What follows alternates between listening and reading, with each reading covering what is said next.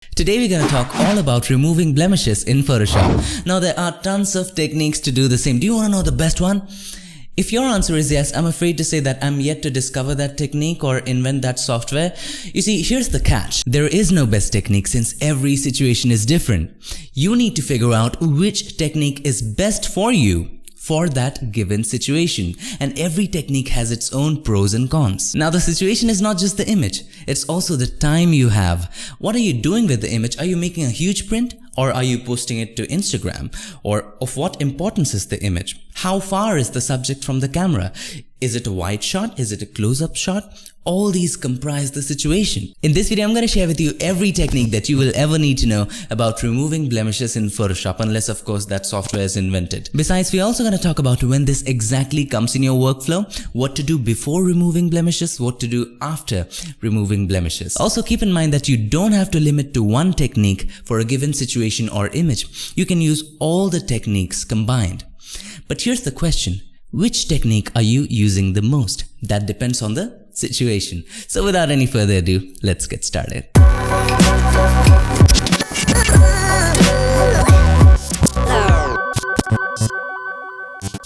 So here we are in Photoshop, and if you want to download the sample photos and you want to follow along, make sure you check the link in the description below. Now let's talk about spotting the spots.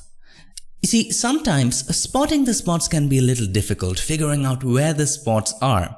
You don't want to find the spots when you have completely retouched the photo. So it's essential that we figure out where the spots are early on in the photo. So how to find out where the spots are? Very easily. You can see some spots, but some spots are barely visible. In order to make spots more visible, all you have to do, it's very simple. Create a curves adjustment layer. Click on this gray white circle icon. Just click on this icon and choose curves. And in this curves, you just have to make a sine curve. Now, how does a sine curve look? I'll show you how. Okay. So just click and make a point here. Take it all the way up. And click and make a point here and take it all the way down. Okay. Now, as you can see, the spots are becoming more and more visible.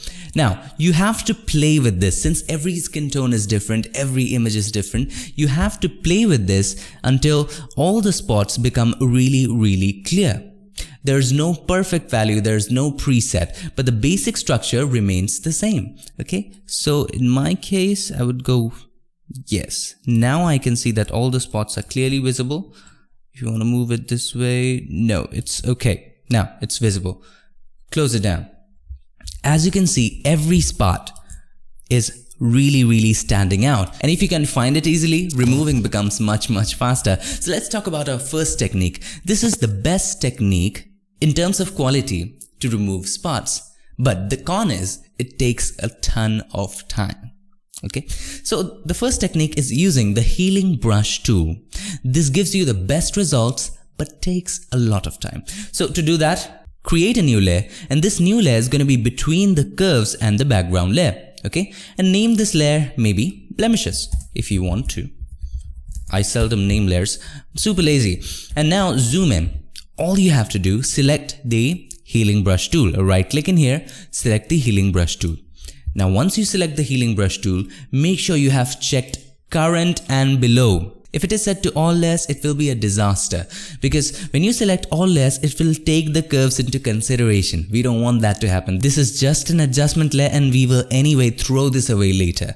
So make sure it's set to current and below, because we want to sample from the background layer and paint it in the current layer. So current and below, let's zoom in.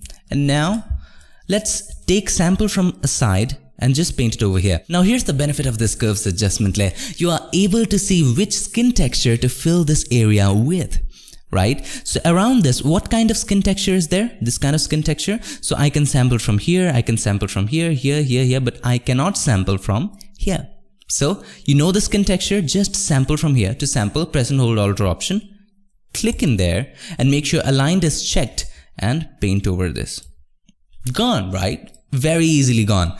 Again, sample from maybe here and then paint over here. Okay, sample from here, paint over here. Now you don't have to sample again and again. If you see that something is really similar and you can sample from the right hand side, you can just paint it here. Since the aligned is checked, you can simply paint in. Now what does the align do? Well, say if I sampled from here, okay, I sampled from here and I simply removed it. Now if I have to remove another blemish, maybe right here, maybe I want to remove this one, if the aligned is checked, see that cross moves with you. It moves with you. It moved all the way from there to there. If the aligned is not checked, suppose I want to paint in here and say I remove this one, and if the aligned is not checked and if I want to paint somewhere else, say I want to paint here, it will not sample from here. It will sample from there. If I zoom out, I'll show you. If I paint in here, it's still sampling from this area. So make sure aligned is checked. So let's go back. And we didn't want to remove that. Now here's one more thing I wanted you to know. For sophisticated and high-end retouching, really high-quality retouching, you also need to keep in mind one more thing, and that is direction of skin texture. Now what do I mean by that? Let me just illustrate. If I zoom in here, there's a big blemish right out there. Let me just turn off this curves.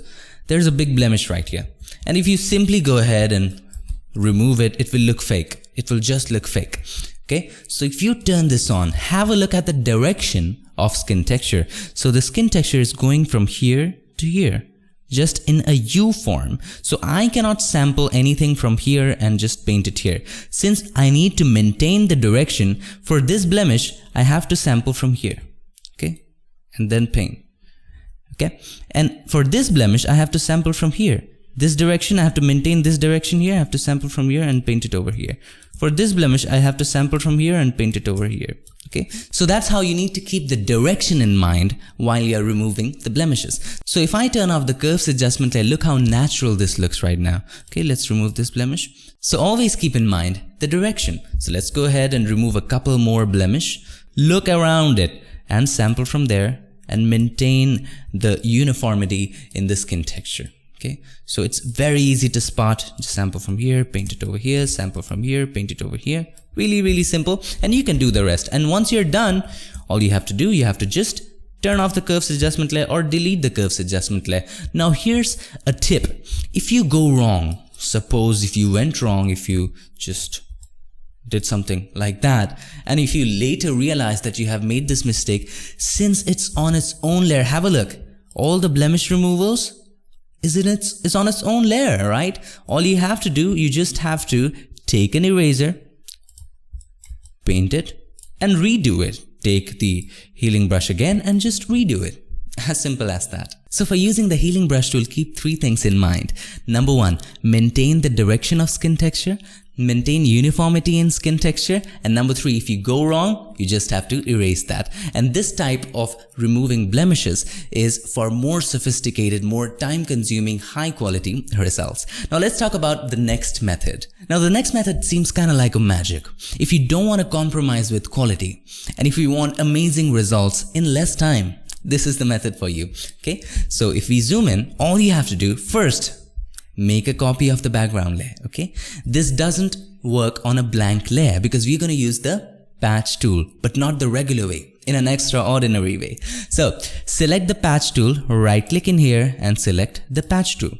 Now here's the magic. Select a blemish, just make a circle around it, press and hold the shift key. Okay, then select another blemish.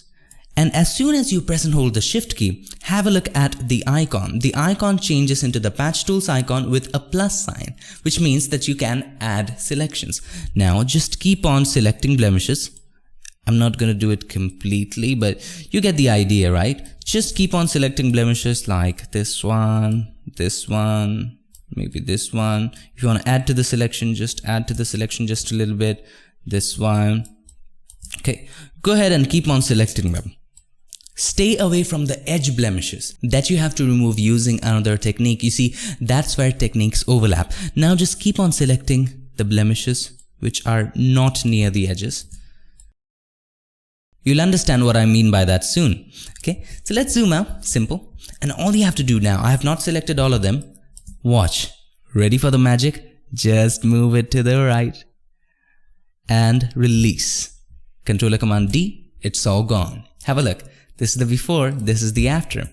Okay, we didn't select all of them, but have a look. Before, after, all of them gone at once. Also make sure while you do that, normal is selected, not the content aware.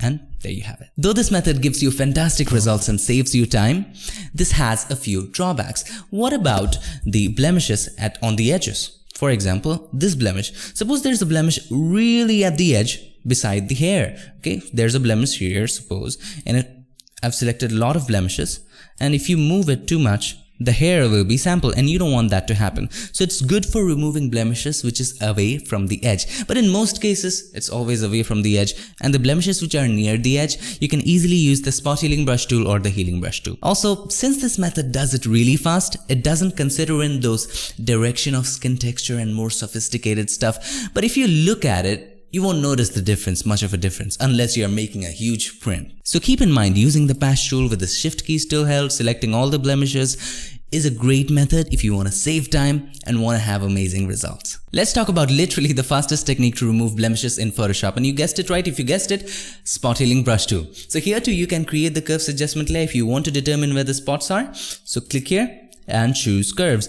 and create the same, just like that and like this. Makes it really easy to figure out where they actually are. And you gotta play with it, just like that, and you're pretty much good to go.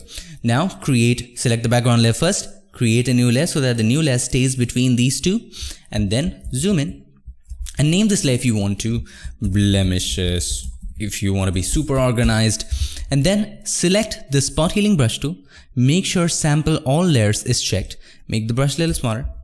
And don't worry, this won't take into consideration the curves adjustment layer, just don't worry about that, okay? And just simply go click, click, click. But before you go click, click, click, make sure the size of the brush is just a little larger than the size of the blemish. So the blemish is this size, so make the brush this size and just go click, gone. Make it a little smaller, click, gone, click, gone, click, click, click, click, click, and it does it really quickly, and it's really simple, and it does pretty much a good job most of the time, but sometimes it does mess up. Now here's the thing with the spot healing brush tool. In the regular healing brush tool which we showed previously, we determined where we sampled from. We said, hey Photoshop, sample from here and paint it over here. But in this case, in the spot healing brush tool, Photoshop says, why do you want to do the hard work? You're lazy, let me do the hard work. And it does analyze the image and automatically picks up a sample. You don't determine it, it automatically determines where to sample from. But sometimes it acts kind of like it's a little soft in the head, and for those times you can incorporate other techniques just for that blemish or just for that area. For example, till then it's working really fine. For example, it just messes up. I just hope this messes up, but it does a pretty good job here. For example, it messed up. It's difficult to remove something from here because as you can see, there's a hair there, okay? It's difficult to remove that. For this scenario, you have to use the clone stamp tool and sample from here and just line it up and paint it over here. And there's something really terrible happened. You know why? Because it took the curves into consideration. Make sure you change this to current and below. You sample from here and you line it up properly. It's not lining up, as you can see. If I turn off this, it's not exactly lining up. So what we need to do, we need to go to Windows and clone source and just rotate it. Just like that. Rotate it to the right. Now it's lining up. Now you paint. So that's the way to do it. Look at the before, look at the after. It's gone. You need to sample it better, just like that. Maybe from here, just a little bit. And it's gone. Have a look, before, after. So sometimes you need to incorporate other techniques when this doesn't work. That's what I said in the beginning. The question is not which technique are you using. The question is which technique are you using the most. And that is determined by the situation. So let's go ahead and turn this back on and select the spot healing brush tool again. And just close it down. And simply just click on it and it's gone. It's as simple as that. And when it doesn't work, you can use the clone stamp tool or the regular healing brush. By the way, I have a dedicated tutorial just on the clone stamp tool, covers everything you need to know about it. Go ahead and check out the video right here if you want to check it out. Okay, so now let's move on to the next method. We already talked about it while using the spot healing brush tool, and that is simply using the clone stamp tool. But here's what you need to keep in mind. Using the clone stamp tool is not a primary method for removing blemishes. It is indeed a supplementary method. It's when all those other techniques don't work. For example, you can remove most of the blemishes by using, say, the healing brush tool or the spot healing brush tool or the patch tool. For some blemishes where it doesn't work, where it just doesn't work out, clone stamp tool is your best friend. Have a look at this blemish. The hair goes through this. It's impossible for the healing brush tool, the spot healing brush tool, or even the patch tool sometimes to remove this. How to remove it? Simple. Select the clone stamp tool. Make sure normal blend mode is checked here, current and below. All you have to do, sample from here, sample from this part of the hair, and if you line it up, it's not matching, sometimes it matches. Just go to Windows and then Clone Source to rotate the sample. If we rotate the sample anti-clockwise, we'll match it up, right? So to rotate the sample anti-clockwise, click on this icon and drag to the left. To rotate it clockwise, click and drag to the right. Simple. And then it lines up. Have a look. Just a little bit more. It pretty much lines up. And now you can simply sample from here and just paint in just like that. Maybe just like that. There you go. And you can use the same technique to take it all the way up.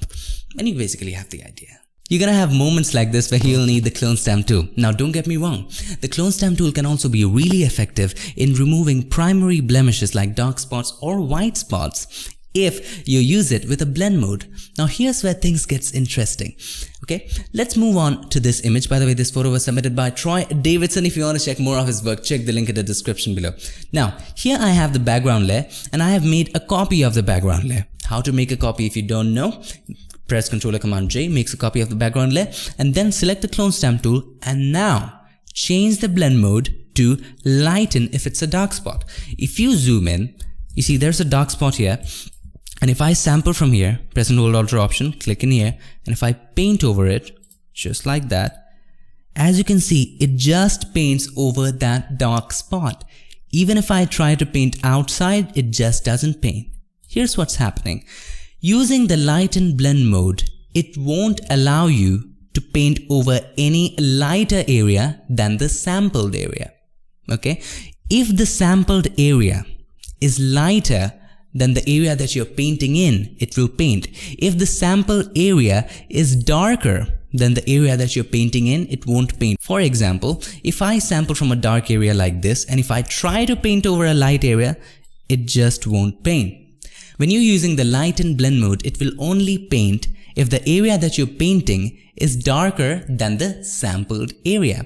Similarly, if you have white spots, in this image I don't have that, it can be really effective by using the darken blend mode. Does just the opposite, okay? So for example, I'm using the lighten blend mode and there's a blemish right in there. It's a little bit darker than the skin, so I'll take a sample from there and it will just paint over that blemish. Here's the beauty of it. For example, here's a dark spot here. I'll take a sample from here. It will just paint over that dark spot. So fun. Take a sample from here. It will just paint over that. So that's all the techniques you need to know about removing blemishes in Photoshop. But since you have stayed this far in the tutorial, you deserve a bonus tip. Now the bonus tip is this. While we were using the healing brush tool, here's how you need to use it. Okay, so we are back in the same image, the first image. Okay, create a new layer and select the healing brush tool. And while you are using the healing brush tool, always keep in mind that you paint all over the blemish all at once. Now what do I mean by that? For example, this is a big blemish. Okay, I sample a little bit from here and I paint over it. Don't paint it half, just like this, and then sample it again and paint it half. It kind of can smear, and it will smear. If you paint it half, it will smear. Look, have a look, it's smearing. So make sure when you're sampling, you paint it full. It will resample and adjust the area that you had painted already.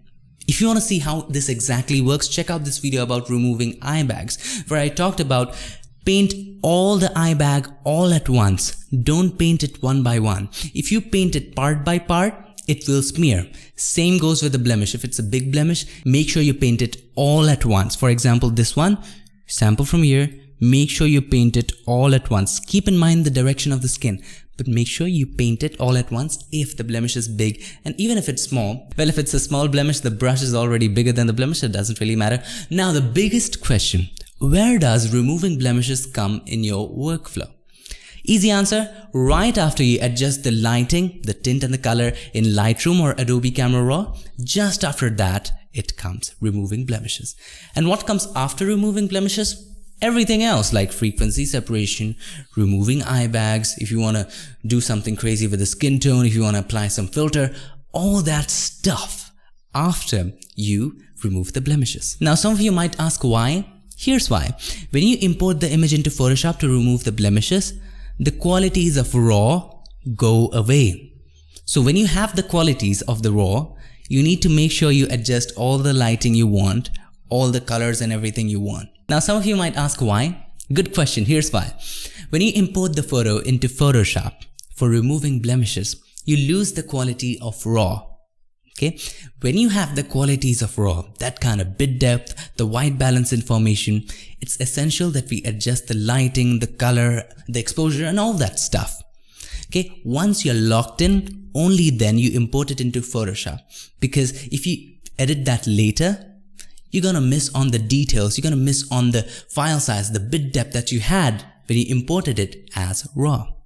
Now, why frequency separation after blemish removal? Here's why. Have you ever seen how a clay model is made? The wireframe is set first, and then above it, we set the clay, and then above it, we paint it. Now we have set the wireframe by adjusting the lighting and stuff, exposure and stuff in Lightroom or Adobe Camera Raw.